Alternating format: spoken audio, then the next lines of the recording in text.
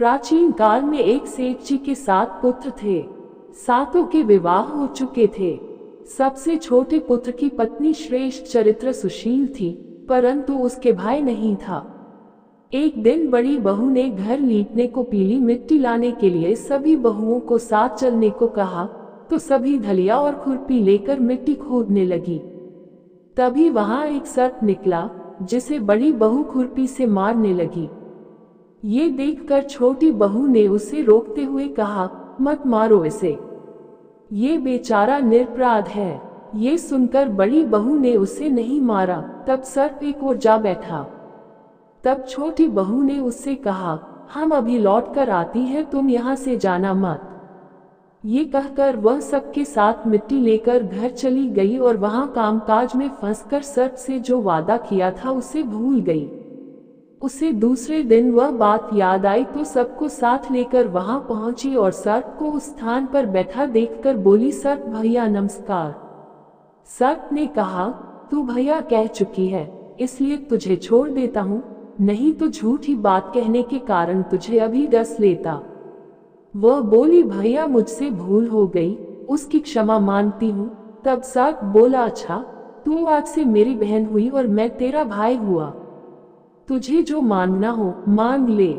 वह बोली, भैया मेरा कोई नहीं है, अच्छा हुआ जो तू मेरा भाई बन गया।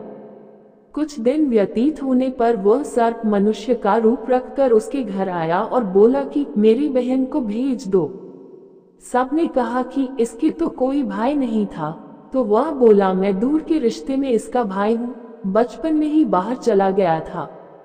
उसके विश्वास दिलाने पर घर के लोगों ने छोटी को उसके साथ भेज दिया। उसने मार्ग में बताया कि मैं वही सर्प हूँ, इसलिए तू डरना नहीं और जहाँ चलने में कठिनाई हो वहाँ मेरी पूंछ पकड़ लेना। उसने कहे अनुसार ही किया और इस प्रकार वह उसके घर पहुँच गई। वहाँ के धन ऐश्वर्य को देखकर वह चकित हो गई। एक दिन सर्प की माता ने उससे कहा, मैं एक काम से बाहर जा रही हूँ, तू अपने भाई को ठंडा दूध पिला देना। उसे यह बात ध्यान न रही और उससे गर्म दूध पिला दिया, जिसमें उसका मुख बेतरह जल गया। ये देखकर सर्प की माता बहुत क्रोधित हुई, परंतु सर्प के समझाने पर शांत हो गई। तब सर्प ने कहा कि बहन को अब उसके घर भेज देना चाहिए।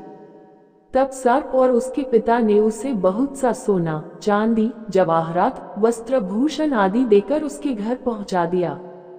इतना ढेर सारा धन देखकर बड़ी बहू ने ईर्ष्या से कहा, भाई तो बड़ा धनवान है, तुझे तो उससे और भी धन लाना चाहिए।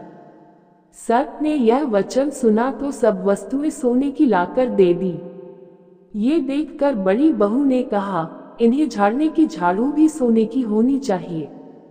तब सर्प ने झाड़ू भी सोने की लाकर रख दी। सर्प ने छोटी बहू को हीरा मणियों का एक अद्भुत हार दिया था। उसकी प्रशंसा उस देश की रानी ने भी सुनी और वह राजा से बोली कि सेठ की छोटी बहू का हार यहाँ आना चाहिए। राजा ने मंत्री को हुक्म दिया कि उससे वह हार लेकर शीघ्र उपस्थित हो। मंत्री ने सेठ जी से जाकर कहा कि महारानी जी छोटी बहू का हार पहनेंगी, वह उससे लेकर मुझे दे दो। सेठ जी ने डर के कारण छोटी बहू से हार मंगाकर दे दिया। छोटी बहू को ये बात बहुत बुरी लगी।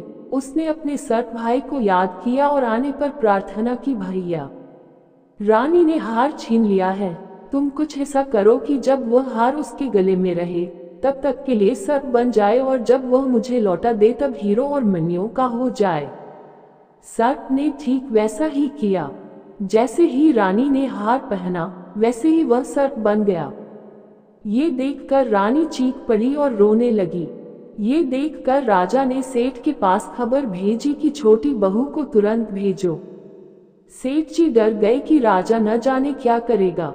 वे स्वयं छोटी बहू को साथ लेकर उपस्थित हुए। राजा ने छोटी बहू से पूछा, तूने क्या जादू किया है, मैं तुझे दंड दूंगा। छोटी बहू बोली, राजन धृष्टता क्षमा कीजिए, यह हार ही ऐसा है कि मेरे गले में हीरो और मणियों का रहता है और दूसरे के गले में सर्प बन जाता है। ये सुनकर राजा ने वह सर्प बना हार उसे देकर कहा, अभी पहनकर दिखाओ। छोटी बहू ने जैसे ही उसे पहना वैसे ही हीरो मनियों का हो गया। ये देखकर राजा को उसकी बात का विश्वास हो गया और उसने प्रसन्न होकर उसे बहुत सी मुद्राएं भी पुरस्कार में दी। छोटी वह अपने हार और इन सहित घर लौट आई।